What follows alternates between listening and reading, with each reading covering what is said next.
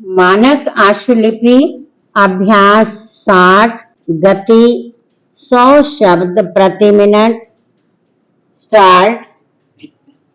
उपाध्यक्ष महोदय, राष्ट्रीय विकास परिषद ने केंद्र द्वारा प्रस्तावित कार्यक्रमों के भविष्य पर विचार करने के लिए योजना आयोग की सलाह पर एक समिति का गठन किया, जिसमें कई बातों पर विचार विमर्श किया गया।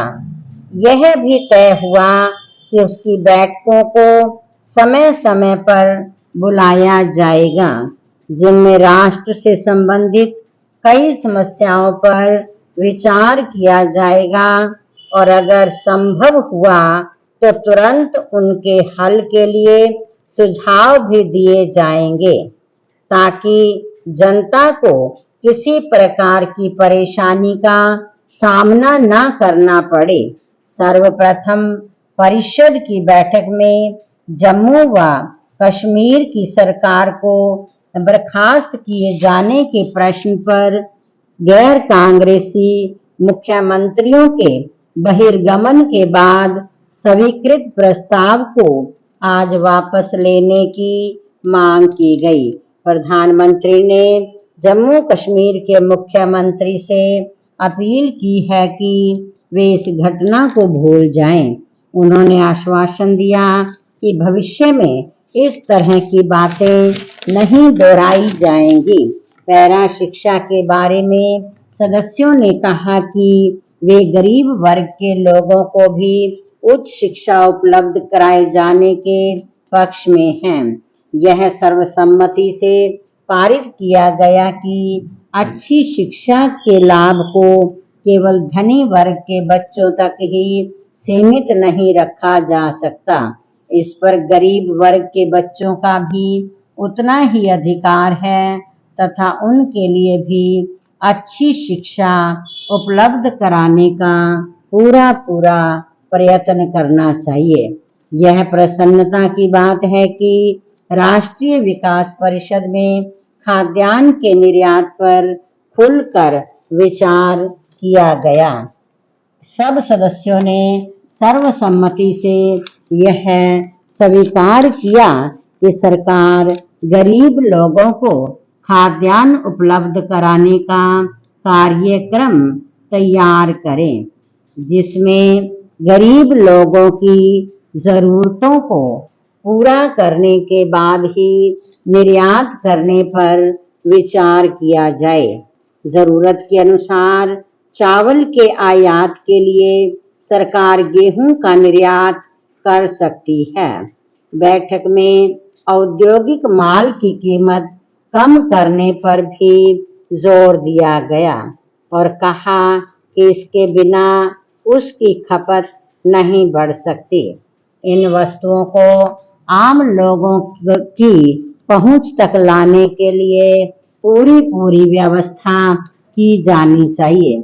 इस दृष्टि से उत्पादन खर्च में कमी करना अनिवार्य हो जाएगा।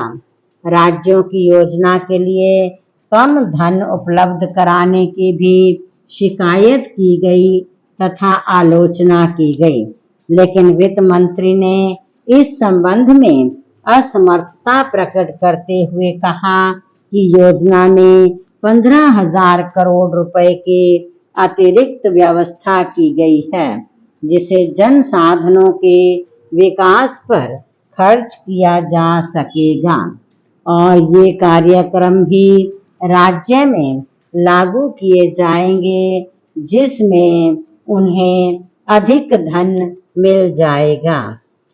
पैरा सभी सदस्यों ने इस बात पर सहमति प्रकट की कि भुगतान संतुलन की स्थिति इस समय ठीक है।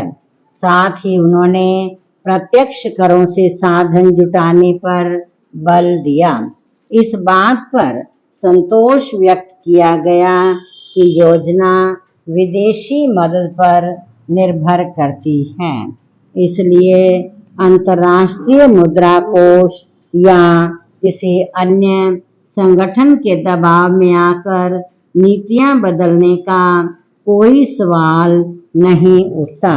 योजना आयोग के उपाध्यक्ष का यह आश्वासन प्रशंसनीय था कि 7वीं योजना में गरीबी उन्मूलन के कार्यक्रम का सही मूल्यांकन होगा, जो कि सही आंकड़ों पर आधारित होगा।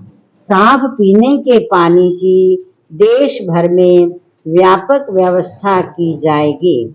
उन्होंने यह भी आश्वासन दिया कि भविष्य में बिहार जैसे अन्य गरीब राज्यों के विकास की ओर अधिक ध्यान दिया जाएगा। साधनों की उपलब्धि को ध्यान में रखते हुए उनके विकास के लिए सर्वाधिक मदद की जाएगी। इसके साथ साथ पूर्वोत्तर राज्यों के आर्थिक विकास के लिए भी विशेष कदम उठाए जाएंगे। बैठक की समाप्ति पर सभी सदस्यों ने संतोष व्यक्त किया तथा प्रधानमंत्री, वित्त मंत्री और योजना आयोग के उपाध्यक्ष का धन्यवाद किया। विराम।